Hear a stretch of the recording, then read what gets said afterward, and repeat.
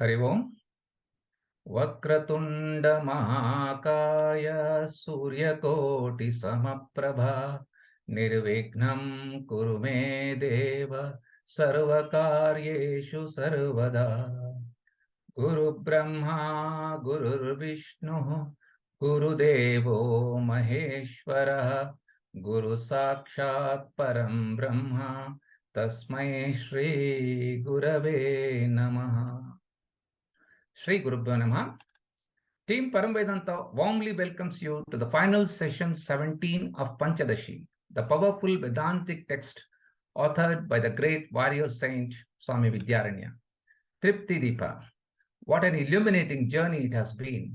We started in search of the 10th man with darkness of Ajnana all around, and the light of knowledge became better and better as we passed through various stages of Avarana, Vikshepa, Parokshagnana, Aparokshagnana, and Shokanivrutti. And today we have reached our final destination of Tripti with blazing light, in which we are seeing the 10th man very clearly. We have realized that he is none other than self. The Brihadaranyaka shloka has been explained in its entirety, and now we are finally beginning to understand what Tripti means, what it means to realize the self. We have understood the futility of desires and taking the samsara seriously. We are in the final session of Tripti Deepa and are going to study the final two topics. Knowledge remains uncontradicted and the song of blessedness, with the verses from 282 to 297. Dr. Sachin, Dr. Kiran, and Dr. Komal Prasad, along with Dr. Hegde sir, will help us understand these verses. Dr. Sundar sir will moderate today's class. Before beginning today's class, let's have a brief recap of previous class. I invite Dr. Ravi Shankar to help us revisit those shlokas. Over to you, sir. Shri Gurubhyo Namaha. In these set of verses, the question asked is, what are the sadhanas for a Ajnani? And Swami Vidyaranya says that for asambhavana of pramana and prameya, there is the necessity of a sadhana, which is Shravana Manana Nididhyasana. Particularly for Samshaya Nivritti, Manana is important. And Jnani has no need for that. In the next verse, on the next slide, yes, what sadhana should be done for Viparita Bhavana? Nididhyasana is the answer. The Jnani does not need Nididhyasana because he does not have Ahankara-based judgment. He has completely dropped it. So all the Jnanis are the same, but they allow their Anatma to express differently. In the next verse, we notice this Purva Pakshi asking a question. If Jnani claims that I don't have a Dehatma Bhavana, how does he do Vyavahara? Understand this as Adhyasa being twofolds. The Samanya Deha Adhyasa is a habitual, prarabdha-based, which even animals have, which is instinctive. But the self-awareness, self-judgment, self-conclusion, which is Vishesha Adhyasa, is only with the humans. And that is the cause of samsara. Vedanta removes the Vishesha Adhyasa. In the next verse, we notice that this Vishesha Adhyasa is what needs spiritual sadhana, and it is completely eliminated by Jnana. Prarabdha, it takes care of the Samanya Adhyasa and the Samanya Vyavahara, but the Vishesha Abhyasa needs Viralatam, which means reduction of worldly Vyavahara, which has been well explained as poured. In the next verse, we notice that the Jnani claims Vikshepo Nasti. What does that mean? Now, Samadhi Abhyasa is the necessity for those who have Vikshepa as the samsari. For this, we should know that Vichara, which is the modification of the mind, is based on will, world, and the vasanas. Perfecting the mind is not easy, but to improve the mind and dropping it is like allowing the banana to ripen and then peeling off the skin and disposing it. In the next verse, we notice that the Jivan Mukta says, I am a Nitya Mukta, and so I do not need any sadhana. The question asked by the Purva Pakshi is, why not Samadhi Abhyasa be done for direct experience of Atma? Jnana is Paroksha Jnana, but only for the Anubhava you should do meditation. Swami Vidyaranya says, Atma Anubhavana Abhava is Nityam. Samanya Atma Anubhava, is universally available for everyone, and it is so there's no Vishesha Atma Anubhava, and so we do not require meditation. In the next verse, we notice that this Jnani, if he does Nishiddha karma without Abhimana, does not produce Papa for him. The explanation given when asked for is that the mindset based on Vedantic teaching, which is received from the Guru, is the Jnana Yoga.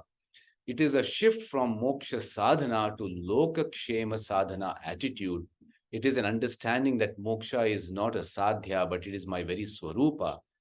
The prarabdha vasanas will continue to determine this person's personality, the jnani's personality. And all the Vishwarupa, from my body mind complex to the entire world, is Nishkama Bhakti. Whatever karma is done with this mindset does not produce Agami Punya or Papa, and hence the Jnani is a Jivan Mukta. In the next verse, we notice that this Jivan Mukta can choose to live a life governed by prarabdha, or use his free will like a non-binding desire to help the world, which is loka sangraha kama. He can also continue shastriya karmas. In the next slide, we notice that if a question is asked, what is the difference between the karma of a karmi and a jnana yogi? The difference is the mumukshatva buddhi of a karmi versus the muktatva buddhi or bhavana of a jnana yogi. Moksha sadhanatva bhavana of a karmi versus the lokakshema sadhanatva bhava of a yogi. Moksha sadhye to moksha swarupa bhavana, and the samsari versus the asamsari. The next verse is this very interesting question that I, the jiva, is threatened by this jagat, and we run to Ishvara, and we are in the triangular format, but the jnani is in the binary format. Then there is no nirbandha. How do we differentiate a karmi and a jnani? It is not the action, neither is it the meditation, but it is the mental attitude that makes the difference. In the next slide, here we notice that this jnani enjoys the Brahman status because he is akarta abhokta as a sakshi bhava, and the karmi looks at this jnani's body-mind complex alone. Vidyaranya here advises even the jnani and says, let the karmi admit a jnani as always a akarta, a bhokta as the standpoint from the sakshi, and let the jnani admit a karmi to be an eternal karta, bhokta from the standpoint of the body. Let them do their sadhana. Let these differences not cause quarrels. We move on to understand this question that the Purva Pakshi raises. Why does a jnani work in this world? This jnani should never be engaged in pravritti because this jnani is fulfilled. He is a mukta purusha. Nivritti should be a useful sadhana. And he further says, jnani should do this nivritti for protecting and preserving the knowledge. Swami Vidyaranya says, Aham Brahmasmi jnana can never be negated by any karma, and so there is no need for any sadhana to protect this jnana.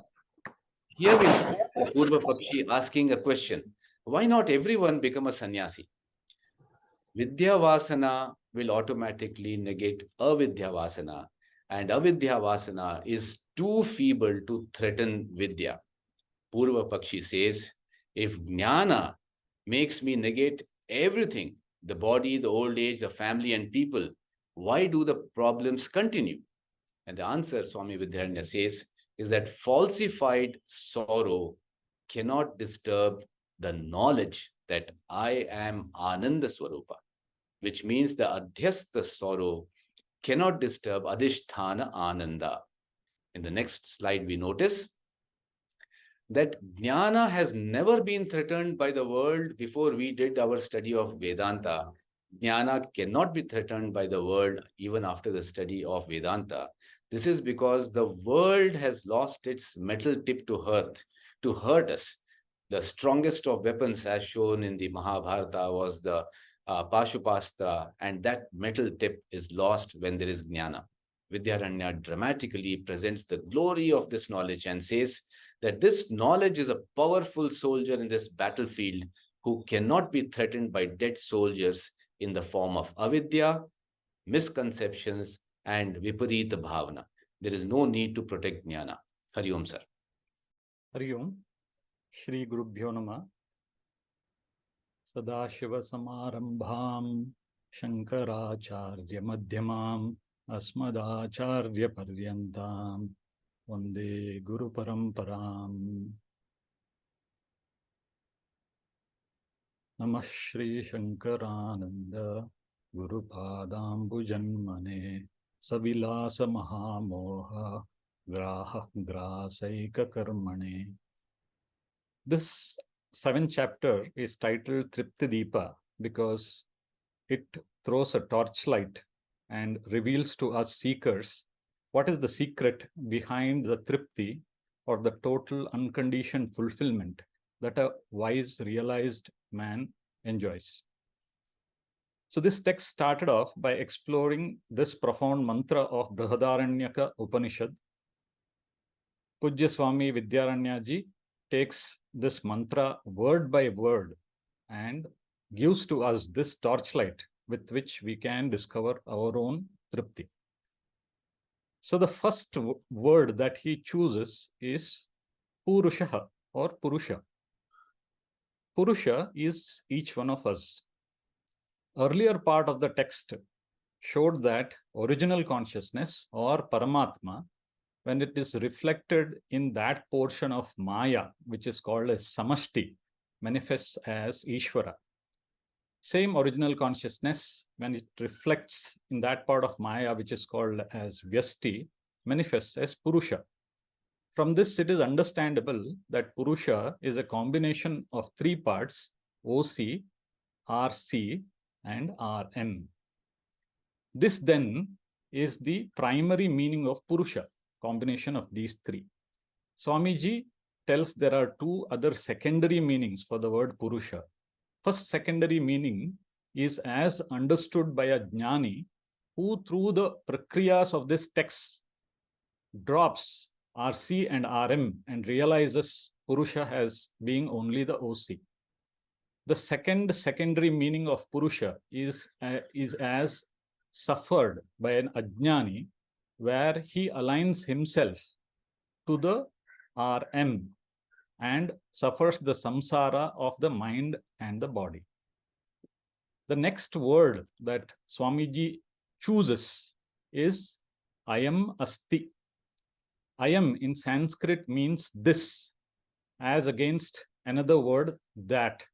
So therefore, Ayam refers to direct knowledge.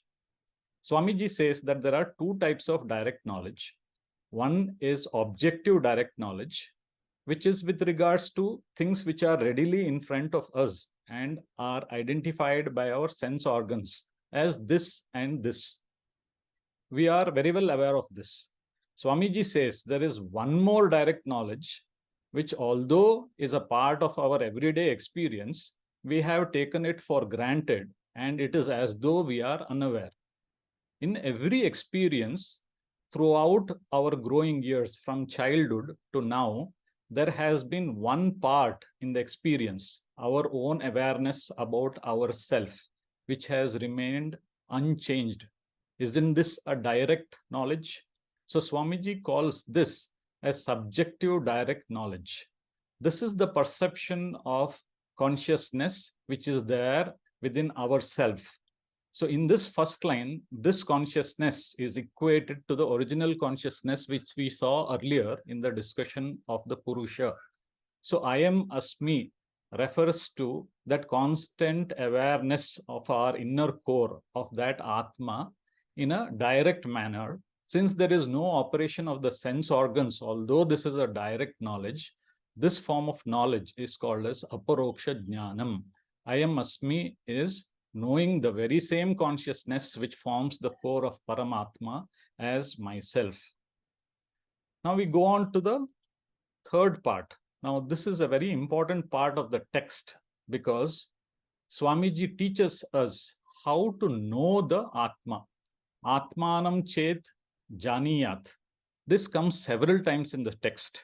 So in this set of verses, Swamiji ingeniously gives to us a method whereby he is going to gradually reach the Atma. This happens through a 7-staged process or Sapta Avastha, because Swamiji describes how a seeker who is spiritually unaware goes through these individual 7 steps and then is able to then constantly abide in the Atma. For the sake of brevity, in this presentation, I have removed the metaphors and the Purva Pakshis. So Swamiji describes these 7 stages through the 10th man story. However, I shall go through the 7 steps as it is relevant to Advaita Vedanta. The first step is Ajnanam. This is unexpressed non-appreciation of the truth or reality or Brahman. Second stage is Avaranam. This is expressed non-appreciation of the reality. So in the first step, the person is not even aware of Brahman. In the second step, he says that there is something called as Brahman and he does not know it. The Avaranam is described as being of 2 types. First one is Brahman Nasti. The second one is Brahman Na Bhati. That is, I don't know who is Brahman. I don't know if I am Brahman.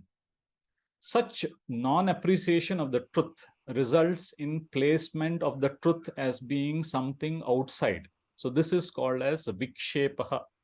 So non-appreciation of Brahman leads to giving reality to this Jagat. These 3 stages are the problem statement as described by Pujya Swamiji. In the next 4 steps, he is going to offer the solution for this problem of non-appreciation and thereafter the misappreciation. First of those 4 steps is Paroksha Jnanam. This comes about by Avantara Vakyas of the scriptures, where we are told details about Brahman. These Vakyas like Satyam, Jnanam, Anantam, Brahma gives us detailed description of Brahman. And this removes the Sattva Avarana, which we saw earlier. And we come to know that Brahman Asti. The next stage, the stage of Aparoksha Jnanam, comes through Mahavakyas of the scriptures like Tattvamasi. Here, the teachers tells that Brahman about which you came to know as a third person is nobody but yourself. Mere telling of the Mahavakya is not sufficient. So the teacher teaches how to drop all the droppable things and arrive at what remains. So this might appear cryptic, but through the prakriyas of Shariratraya Viveka or Avastatraya Viveka or Panchakosha Viveka or through the Dashama story, we can see that all the droppable things are dropped and what remains is your own true nature. The 6th stage is when non-appreciation is removed, then automatically the misappreciation goes. And that is the dropping of the sorrow, which happens in the 6th stage. And this leads to a state of joy, which is the 7th stage of Tripti Prapti. In the next set of the verses, the very same method of knowing the Atma, Pujya Swamiji presents from another angle. In reverence for another great master several centuries ago, Adi Shankaracharya, Pujya Swamiji describes a method called Bhagatyaga Lakshana through verses which have been directly picked by his work Vakya Vritti. So here Adi Shankaracharya teaches a method to reach out to the Atma by saying that if we consider Paramatma as being a composition of OC, RC1 and RM1, we can view the Jivatma as being a combination of OC, RC2 and RM2. I am randomly picking the numbers 1 and 2 just to tell here that the reflecting media and the reflecting consciousness for the Jivatma and Paramatma differ. However, the original consciousness component remains the same. Having come this far, Adi Shankaracharya then teaches us that since the RC and the RM component of both the Paramatma and Jivatma are mithya, they are mere name and form, they cannot be counted, they are as good as not there. We can drop them, and therefore there remains only the OC. And we see the Aikya between the Jivatma and Paramatma. So this is a second way to reach to the Atma brought about in this text. Next, in these verses, Pujya Swamiji goes to the V of Atmanam Chet Vijaniyat. After getting Aparoksha Jnanam, I might still suffer without enjoying this knowledge because of my habitual looking upon myself as this body and mind. So the problem is not with the Jnanam. Pujya Swamiji says that these are because of certain obstacles in the mind. He lists 3 of them. Pramana Asambhavana is not understanding the Tatparyam of the scriptures removed by Shravanam. Prameya Asambhavana is the contradiction between the scriptures and what my senses show. And this doubt is removed by Mananam. And finally, Viparita Bhavana is repeatedly revisiting my self as this body-mind complex, giving reality to this body-mind complex and reality to the world. This Viparita Bhavana is removed by 2 types of Nididhyasanam, of which Swamiji emphasizes Brahma Abhyasa Nididhyasanam over Samadhi Abhyasa Nididhyasanam in this chapter. Thus, we complete the first line, by which I not just have knowledge of the Atma, I know that there is a direct equation, Aikyam, between Paramatma and Jivatma. And through Mananam, now this knowledge has become doubt-free. And through Nididhyasanam, I am now constantly able to abide in this Aikya Jnanam without for any second losing and becoming this body-mind complex. Now, what is the benefit of this kind of a strong self-conviction in the self-knowledge? That is described in the second line, which primarily is Jnana Phala, which is falsification of this world, which is Nitya Mukti. So the next word is Kim Icchan. Superficially, it appears like a question. However, it is an assertive statement from Swamiji. Kim Icchan means desiring what? It means that there remain no sense objects to be desired after the knowledge of the first line. How is it so? It can happen only if the entire range of objects in this world have been falsified as mithya. The next word, Swamiji, okay. There is a slight clarification that Swamiji does here. There can be a doubt with Kimichan that if there are no sense objects at all, will there be no desires at all for this jnani? So this point, which doesn't come clearly through the words, Swamiji clarifies by telling that desires are of 2 types. Avidya janya desires go away because of the knowledge of the first line. But there is a second type of desire, which is prarabdha janya desire. Such desires do remain. Then the question comes, if jnani also has desire, then what is the difference? How does he control these desires? 3 main points remain as fortresses against desire for a jnani. The first thing is that he has attained purnatvam status. He has no wants or no needs. The second thing is that he has falsified the desires are mithya. So they cannot be counted. They are as good as not there. And the third is there is a constant pratipaksha bhavana to look at the BAD doshas within the sense objects. How does the jnani then manage when a desire comes? Here, Swamiji says that he takes very little delight in such desires, and a very little of such desire satisfies him. And he never lingers or craves for those desires because he has now practiced to be objective towards them and looks at all of them as mithya. Whether the desires are fulfilled or not fulfilled, it does not make any change over his purnatvam status. So in other words, these desires are mere preferences. They are non-binding desires like a roasted seed. The next word Swamiji picks is kasya kamaya. Kimichan falsified or said that the entire external world of sense objects is mithya. Now this falsifies the desirer or the bhokta. For this, Swamiji takes another statement from Brihadaranyaka Upanishad, which states Atmanastu kamaya sarvam priyam bhavati. So the running meaning is that everybody likes something because of his love for himself. What this statement does is, it says that the sense objects are of a lesser importance and the bhokta is of more importance. Now, this bhokta is further resolved by Swamiji by dissecting and saying, who is this bhokta? He says there are 3 possibilities to look at. First is the original consciousness, OC.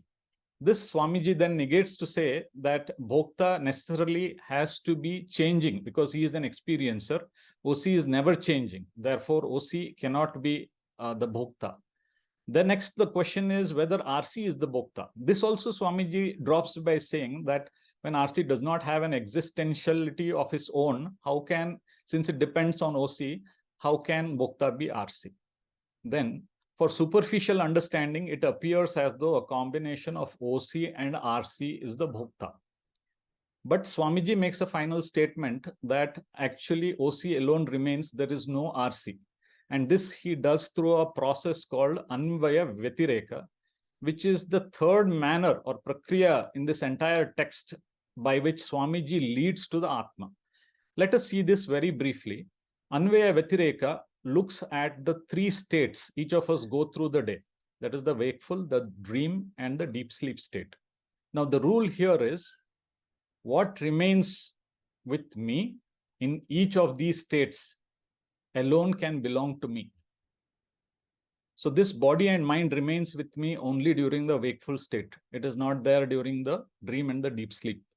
What can be dropped, drop it. It does not belong to you. That's what Swamiji says. So having dropped the body mind, we realize that only the OC remains. The same prakriya can then be done for the dream and the deep sleep state. And then we see that having dropped the droppable, OC alone remains. So Pujya Swami Paramarthanandaji makes a profound statement here by telling that self-realization is experience without the experiencer. Experience is happening, but through Anvaya Vyatireka, the experiencer in each of these three states have been dropped. Now then we move to the last two set of words which Swamiji explains. Now we have already falsified the Sharira. These Shariras, Swamiji points out that by their nature, they intrinsically have some defects. For example, for the Stula Sharira, it might be occasional fever. And for the Sukshma Sharira, it can be sadness now and then. So Swamiji points out that since they are intrinsic to the Shariras, one can only hope to improve them. One can never make them rid 100%. Now, the problem is that instead of saying that my mind has sadness, we end up telling that I have sadness. So we are unfortunately transferring these unsolvable, unavoidable problems of the three shariras, which are called as jvara, and bringing it upon ourselves to make it an anujvara. So we have a choice whether we align with the body-mind complex, the reflecting media, which can never be 100% made better, or we align with OC, which is always free of problems. After this, the explanation of the verse is over. However, on its own, there are a set of bonus verses which Swamiji gives to explain what is the conduct of this person who has this knowledge. And thus we reach to the climax of this 7th chapter, of which the final verses are there today. Thank you. I now invite upon Dr. Sachin to present these two verses. Over to you, Sachin. Hari Om, Om Shri Gurubhyo Namaha. So, in nutshell, a jnani is not bothered by what is happening around his world because he has got the knowledge. And the knowledge is very firm, and he proclaims that he is the Brahman and everything around is just a Maya. So, even the pravritti or the nivritti marga doesn't harm him. That was the question. And Vidyaranya, in this verse particular, 282, he gives examples. Tishtantvatjnana tatkarya shavabodhena marita nahanirvidha samrajam kirti pratyutasyate. The Vidyaranamaji is in a glory mood. Here he gives the situation to understand the victory of Jnanam over Ajnanam. The example of a hunter is given. The Jnani is like the hunter who has killed the entire prapancha or the universe. and kept the dead animals stuffed. So the animals here, nothing but the stula and sukshma sharira of a person, and these are used as a trophy. For a Agnani, the Prapancha was very fearful. But for a Jnani here, the Prapancha now becomes, it proclaims the victory of the Jnani. So this dead stuffed animals or the Prapancha for the Jnani actually proclaims that he is won over all the odds. Now the Ajnana Tatkaryam is, how does it been killed? It is killed by Bodhena Artaha, by the gun of knowledge. And this is proclaimed among all the jnanis which are not restricted to either of the pravritti and nivritti marga, they proclaim it like in the mind and they use it for beneficial of others. This is told in the next verse. The next verse is 286. Esha madhya bubutsanam yadatishtet tada punaha boda yesham kriya sarva dushayantasya jatu swayam. So he talks about the second group of jnani, where these are adhikari jnanis. They are not interested in any kind of jnana yogata. They are always into jnana nishta, where shravanam, mananam, nididhyasanam is part and parcel of their life. They are also called jigyasu jnani and bubutsaha. Among all these people, they are always encouraging nivritti, not pravritti. So no rituals, no prayers. So we call no special prayers for anything. They always live in a binary format.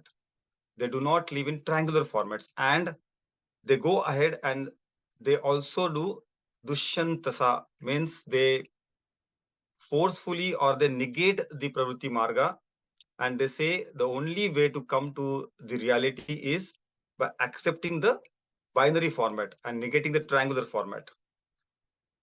So they doesn't just by preaching, but they by living the life, they lead the life with an example, and they renounce all the sadhanas, but they do it just merely to play as a role, depending upon which situation they are in, why what setup of surroundings they are in.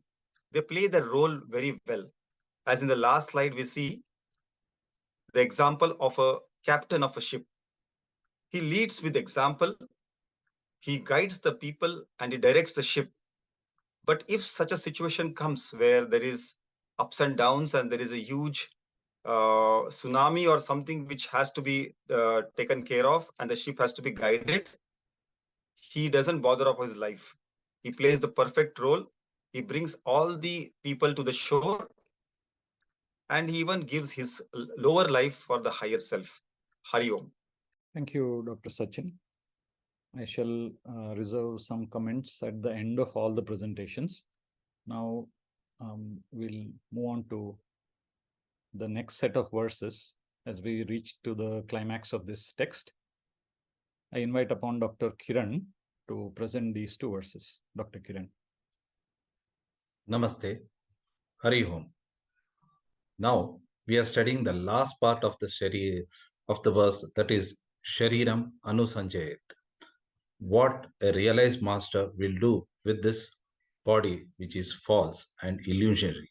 We have been studying the difference between the real Ananda, that is Nirankusha Ananda, and the temporary Ananda, and ultimately how does the master conduct himself after realization, the wise man. Does he give up all the actions? Does he sit in one corner, or does he go to the Himalayas and meditate and forget about the world? Or will he be in the midst of the world and do activities, what is called as Loka Sangraha? While being in the midst of a seeker, how does he do? Esha madhye bhavutsunam yada tada punaha bodhayashyam kriya sarva dushyams tyajatu swayam. When he is amongst the seekers, he shows them example by detaching himself to the worldly things and show how this detachment is to be done by telling them the uh, problems associated with the materialistic world or going after wealth, etc. This is in contrast to Bhagavad Gita, where Krishna asks or even goads Arjuna to fight, because there Arjuna was Rajasic, whereas here he is in the midst of Satvika people, that is, the people who are seeking the knowledge. That is why he sets an example by giving up the worldly things and then concentrating on Shravanam, Mananam, and Nididhyasana. Now, may all the people, even in the ashram, may not be sattvic. Some may be rajasic, some may be even outright tamasic. How does he do with them? Adikshipsha tado va bhalena swapta tada na klinishtati na kupyati balam pratyukta lalayat. When he is disrespected or beaten by a child, how a father does not feel offended or get angry. On the contrary, he cuddles and fondles the child. Similarly, the Gnani conducts himself. This example we see in, Jesus Christ's Last Supper, how he treats Judas, or the way Buddha treats many of his disciples, whether this is Ananda or whether it is Upali, Shariputra, or Angulimala, because he knows these people needs his uh, teachings or his care the most. That is why he takes care of them, or he cuddles them and gently and tries to bring them to the path of knowledge, and that is what he does. Thank you very much. Namaste. Thank you, Dr. Kiran, for the nice presentation. We shall now move to the next set of verses. Over to you, Dr. Komal. Om Shri Gurubhyo Namaha. Verse 290. Yenayam natanena atra buddhyate karyameva tat agnya prabodha naiva anyat karyam asti atra tadvidaha. A wise man should behave in such a way as to enlighten the ignorant one. Apart from awakening the ignorant, there is no other duty for a realized person in this world. Vidyaranya here jocularly says that he will have to dance to Agnani's tunes. A Gnani has to dance to Agnani's tunes. If the Guru decides to do Loka Sangraha, that is, like if he decides to do Loka Sangraha, a Gnani, he can decide not to do anything. But in case if he decides to do Loka Sangraha, then what he has to do? He has to dance to the tune of the disciples or the people who he wants to take to spirituality. Like dolls, the whole world looks like a play, looks like a drama. Like you remember the Bombay Habba which we recently had. For Gnani, the whole world looks like a drama in which these Bombays are arranged in particular sequences and they act in particular way as if it's a drama. As Swami Anubhavananda ji says repeatedly, what a Gnani has to do, he has to do Karnatak. He says Karnatak. Like you have to play, you have to follow, you have to dance to the tunes of the world around you. Should behave in a way such that ignorant persons will be able to understand the truth by how he conducts. Like the same thought is stated by Lord Krishna in Gita. Yadyad acharati shreshta tattad devataro janaha sa yatra pramanam kurute lokastad anuvartate. As a wise man conducts himself in this world, he sets the guidelines for the ignorant. Whatever he sets as the norm of wisdom that's accepted by ignorant as pramana and as example, as an authority. Like how we see when a child is shown how to play by a parent. As a parent plays with the child, teaching the correct moves as in the game of chess.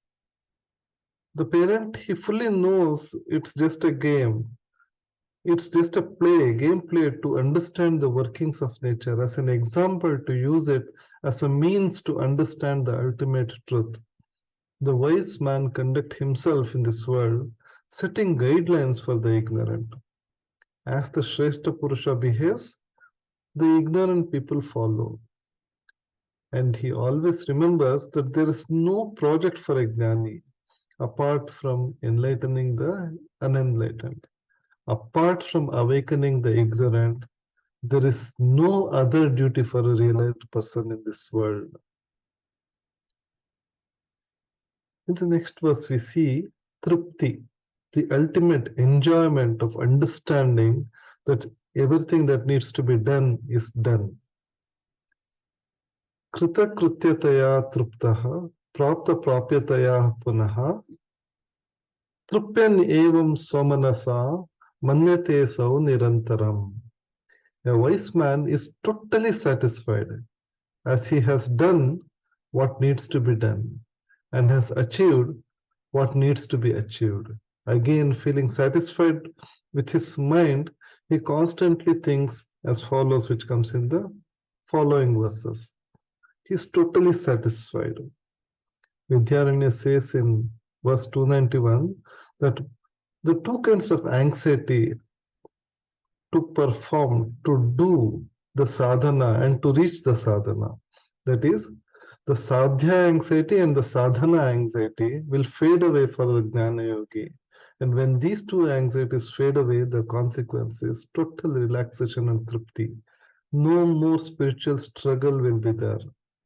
As Yamadharmaraja says in Kathopanishad, even the spiritual sadhana is a form of struggle, a spiritual struggle. This bondage of considering sadhya and sadhana, both of them will go away. That means there is trupti, contentment, and complete relaxation. There is no more, I am no more a sadhaka. When the cause and effect, when the path and the destination cease to exist, you are the path, you are the destination. There is nothing separate. There is nowhere to go, nothing to do. That is the state of a trupta. That's the ultimate trupti. I have practiced. I am Nitya Shuddha, Nitya Mukta Atma. That's the ultimate stage of moksha, trupti. Thank you. Thank you, Dr. Komal, for the nice presentation. We now go to the next set of verses today. Over to Timmappa sir for the concluding verses of this wonderful text. Over to you, sir. Om Shri Gurubhyo Namaha. Let us look from a Laukika or a worldly angle. What is that we all want? If you had all the choice in the world, if there is one thing that all of us would want, what is that we would all want? I will share that in the form of a story that I heard from a great spiritual teacher, Father Ronnie Prabhu, while still at school. He told me the story, and the story has been a very central part of my understanding of spirituality, and this is what I would like to share with you. There was a man, like most of us, previous one please, who had only one dream. Can I become the richest man in the world? And this was his constant prayer and his wish. And next slide, please. And to his surprise, one night he had a dream in which he had a clear instructions: go to the edge of the forest. At sunset, you will meet a sage, and he will give you something that will make you one of the richest men in the world.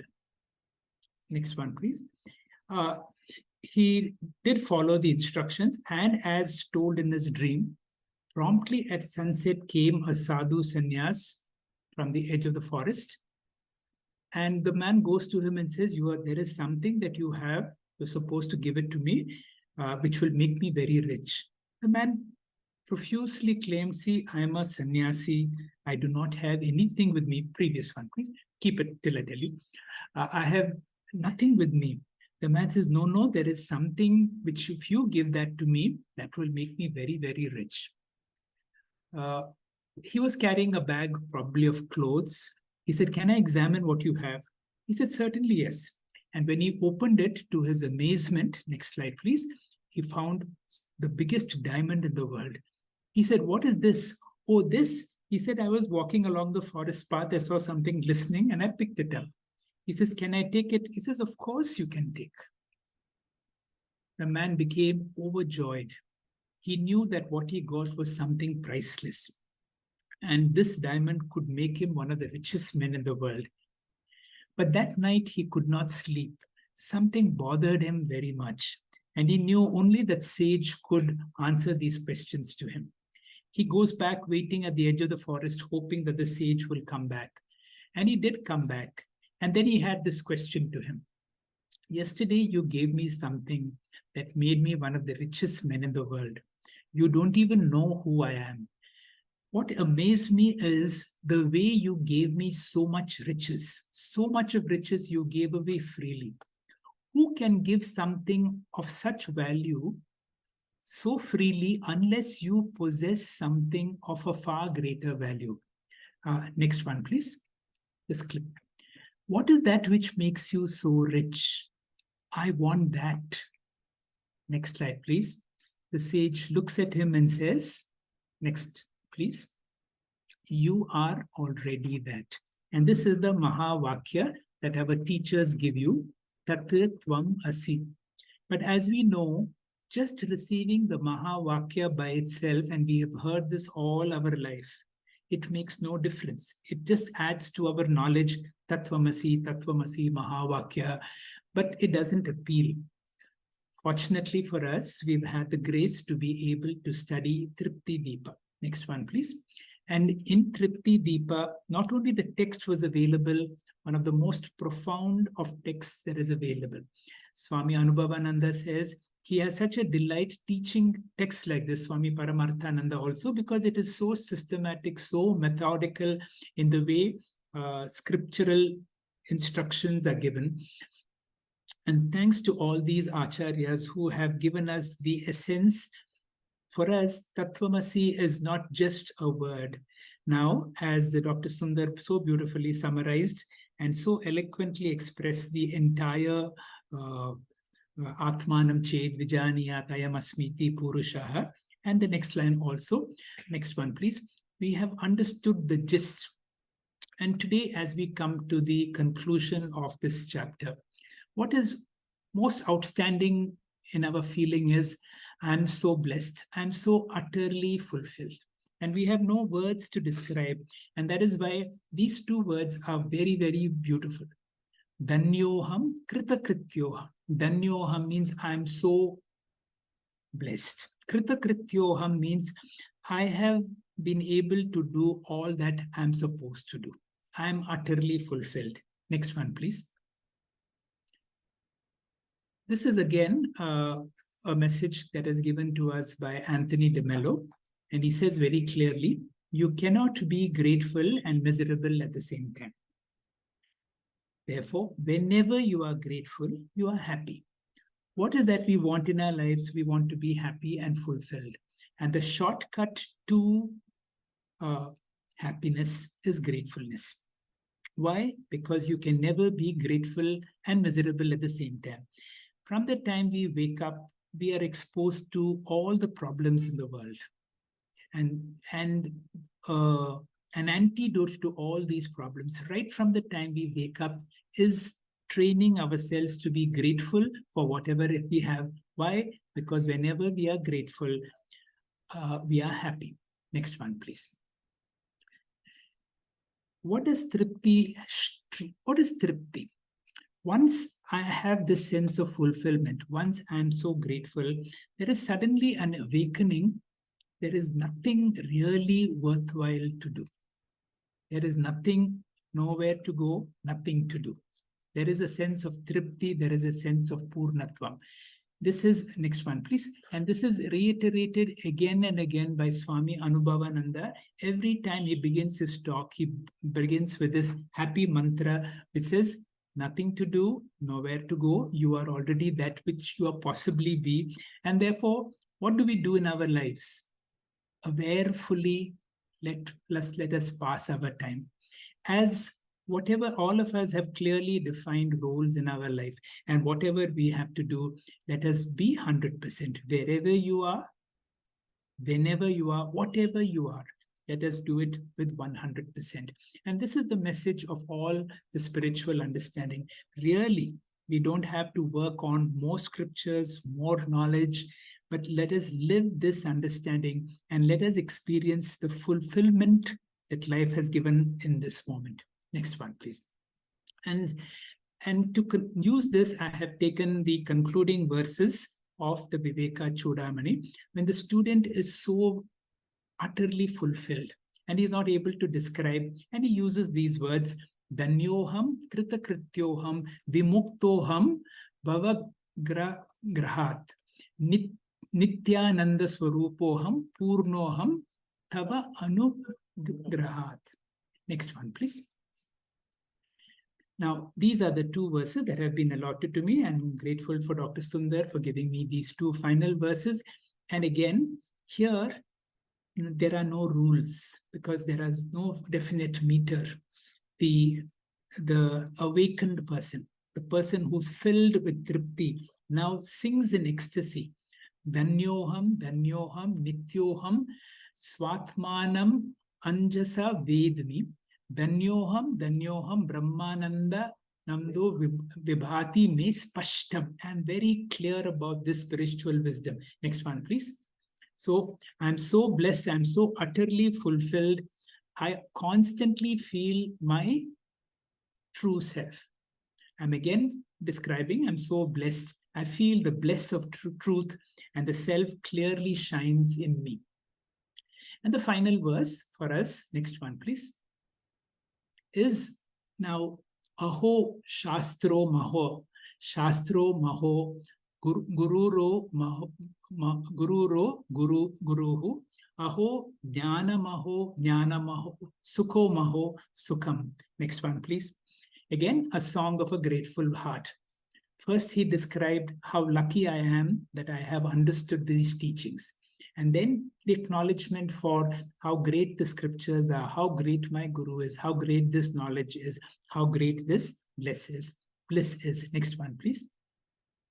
Now, so this is the concluding message of Tripti Deepa. Once you have got this understanding, we need to give credit to ourselves. We have had this grace, we have been done this sadhana of being able to understand our true nature. And thanks to the Shastras, our Shastras are so great. Our Shastras have become meaningful for us because of the Guru. Great indeed is the Guru who has made the Shastras so meaningful for us. And as a result of this, I have understood my true nature. I am utterly fulfilled. Next one, please.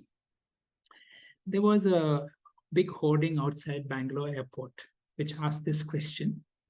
You have landed, have you arrived? Those of us who have been able to go through this blessing of Tripti Deepa can say with conviction, yes, I have arrived. Next one, please. Thanks to our gurus who have exposed this teaching to us, let us live every moment in total and utter fulfillment. Finally, and the next slide, please. Dear friends, we have had the opportunity to study these 298 verses of the Tripti Deepa. We have come to the conclusion class today. But this is like a PhD work, and we can do a lot of further classes on that. One of the ways that we can study this further is to go through all the Purva Paksha questions, because each of these questions will ask us, have you understood the teaching very clearly? They are very subtle and very direct questions.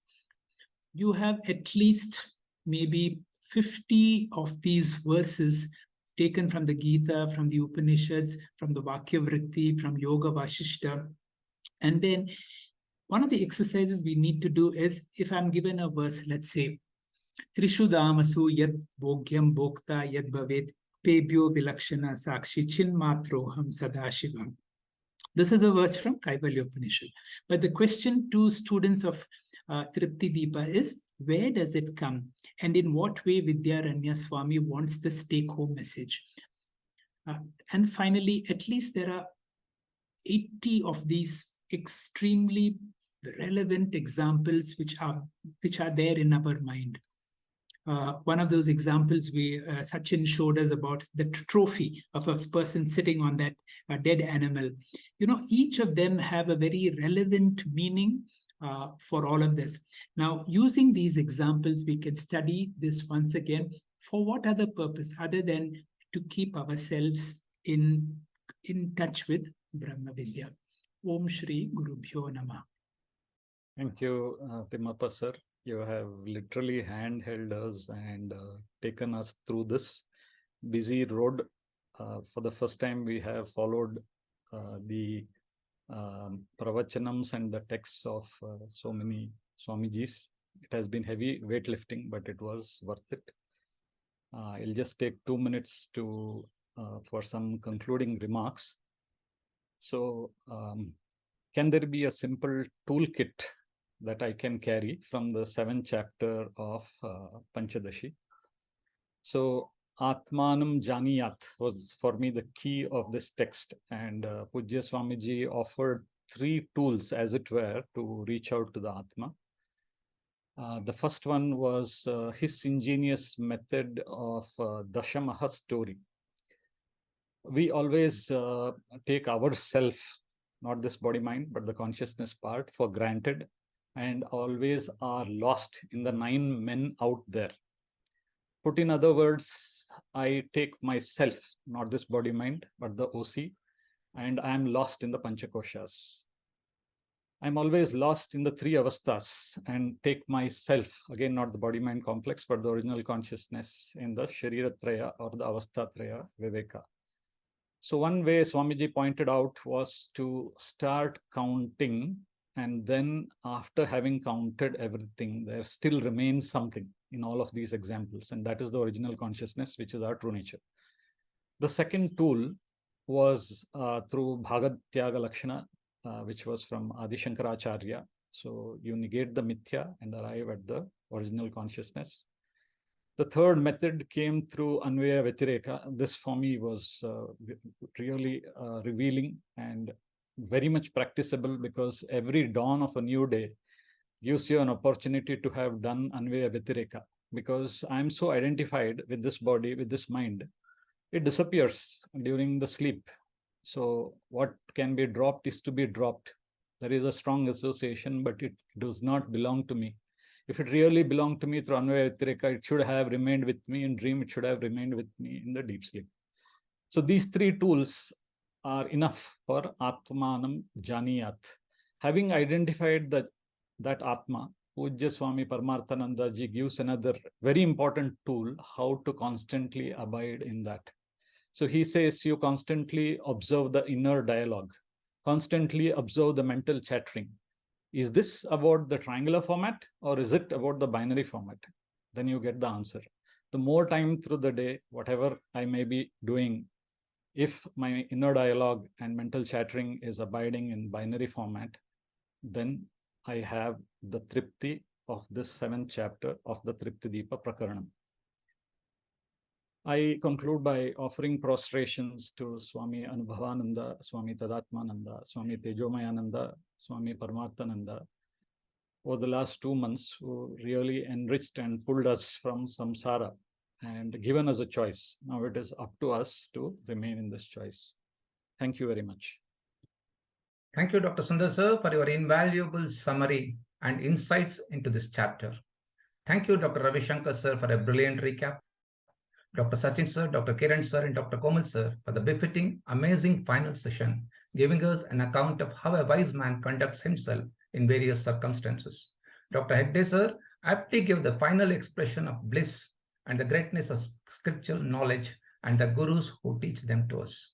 With a deep sense of gratitude, we extend our profound thanks to all our gurus and our Guru Dr. Hegde sir for having taken us through this wonderful trek of Tridipa. I say trek because it was not an easy, smooth travel. But when Dr. Hegde is the captain of our ship, we can sail through the roughest of oceans. On reaching the shore of self-knowledge, what else can we say other than repeating these words covered by Dr. Hegde sir? Dhanyoham, Dhanyoham, Nityam Swatmana Manjasa Vedmi. Dhanyoham, Dhanyoham, Brahmanando Vibhati me Spashtam. Blessed am I, for I constantly know myself directly. Blessed am I, for the bliss of truth, self shines clearly on me. Absolutely true, friends. All of us are blessed to be a part of this study of this great work, Pancadashi. And thank you all for being with us all through. The journey ends today, leaving all of us wiser. We will come back with our next course on Kathopanishad. Many people have requested for Bhagavad Gita class once again, and we propose to have a few sessions on selected Gita verses under the title Gift, Gita for Inner Freedom and Transformation. The date and time will be informed to you very in advance. Thank you once again. Om Purnamada Purnamidam Purnat Purnamudachyate Purnasya Purnamadaya Purnamevavashishyate. Om Shanti Shanti Shanti. Hari Om. Shri Gurubhyo Namaha. Hari Om. Thank you.